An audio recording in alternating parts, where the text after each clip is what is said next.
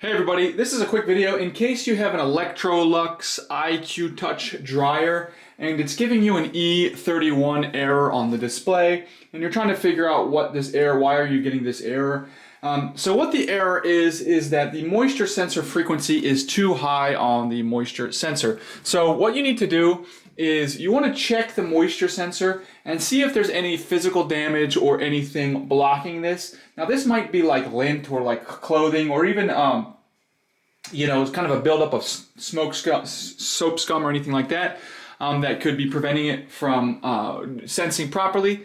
The next thing that you want to check is the wiring harness, like any of the wiring that goes between the sensor and the control board could be the issue. And if everything, and you might need to replace anything like that, if anything is disconnected, damaged, loose, anything like that, repair or replace that. And then finally, if all of that looks good, then the error is probably coming from your control board and you'll need to replace the control board.